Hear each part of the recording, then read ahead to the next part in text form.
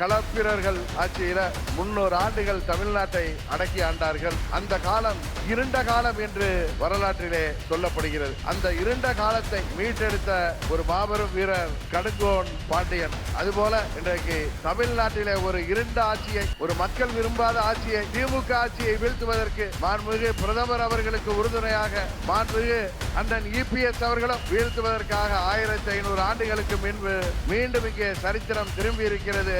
இப்போது புதிய அறிமுகம் ஆச்சி ஹோட்டல் சாம்பார் 50 கிராம் ரூபாய் 20 மட்டுமே. மதுரை என்றாலே வீரத்திற்கும் விவேகத்திற்கும் பெயர் பெற்ற பூமி. மதுரை என்றாலே நமக்கு பாண்டிய மன்னர்களும் தமிழ் சங்கங்களும் தான் நினைவிலே வரும். எப்பேற்பட்ட மதுரை மாநகரிலே இன்றைக்கு நம்மோடு மாண்புமிகு பிரதமர் அவர்கள் சித்திரை திருவிழா போன்ற இந்த மாபெரும் மக்கள் கூட்டத்திலே கலந்து கொண்டிருக்கின்றார்கள். மதுரை என்றாலே புரட்சி தலைவர் எம்ஜிஆர் அவர்கள் நடித்த மதுரை மீட்ட சுந்தரபாண்டியன் ஞாபகத்திற்கு வரும். மதுரை மீட்ட சுந்தரபாண்டியன் அவர்கள் அடிமைப்பட்டு கிடந்த மதுரை பாண்டிய நாட்டை மீட்டெடுத்து கிட்டத்தட்ட 1200 ஆண்டுகளுக்கு முன்பு ஆட்சியை நிறுவினார். புரட்சி தலைவர் அவர்கள் நடித்த படம் என்பதால் அது பட்டி தொட்டியெல்லாம் மதுரை மீட்ட சுந்தரபாண்டியனை எல்லோருக்கும் தெரியும். ஆனால் அதற்கு முன்னாலே கிட்டத்தட்ட 1500 ஆண்டுகளுக்கு முன்பு வாழ்ந்த ஒரு மாமன்னனை பலருக்கு தெரியாது. அன்றைக்கு தமிழ்நாட்டிலே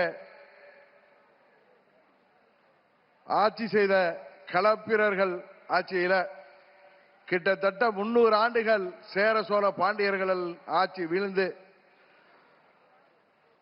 களப்பிரர்கள் எங்கிருந்தோ வந்தவர்கள், அவர்களை வரலாற்று நிபுணர்கள் பழங்குடியினர் என்கிறார்கள், கர்நாடகாவிலிருந்து வந்தவர்கள் என்கிறார்கள். 300 ஆண்டுகள் இங்கே போர் தர்மத்தை விட்டுவிட்டு அவர்கள் கொரில்லா போர் தாக்குதலிலே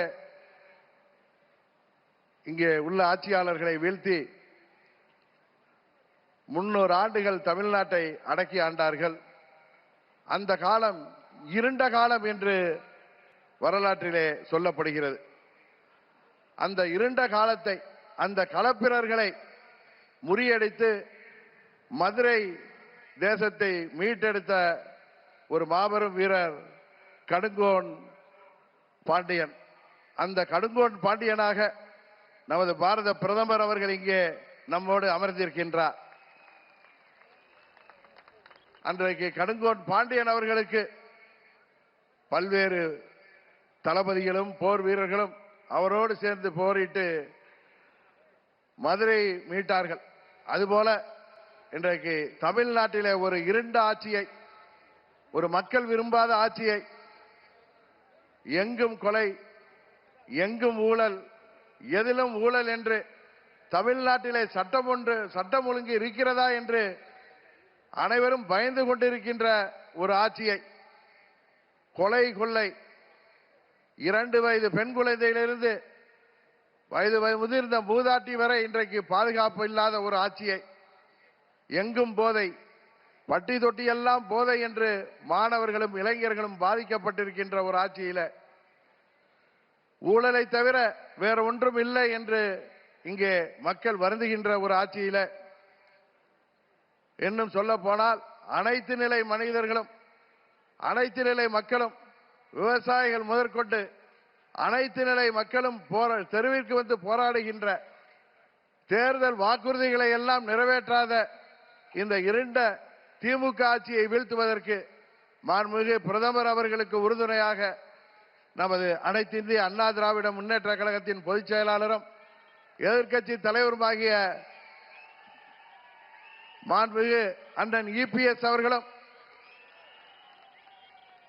பாட்டாளி மக்கள் கட்சியின் தலைவரும் முன்னாள் மத்திய அமைச்சருமாகிய திரு அன்புமணி ராமதாஸ் அவர்களும், தமிழ் மாநில காங்கிரஸ் கட்சியின் தலைவர் அன்பு சகோதரர் ஜி.கே. வாசன் போன்றவர்களும் இங்கே அவருக்கு கரம் கோர்த்து இந்த மக்கள் விரோத திமுக ஆட்சியை வீழ்த்துவதற்காக 1500 ஆண்டுகளுக்கு முன்பு மீண்டும் இங்கே சரித்திரம் திரும்பி இருக்கிறது என்பதை இந்த நேரத்திலே நிறைவு கூற கடமைப்பட்டிருக்கின்றேன்.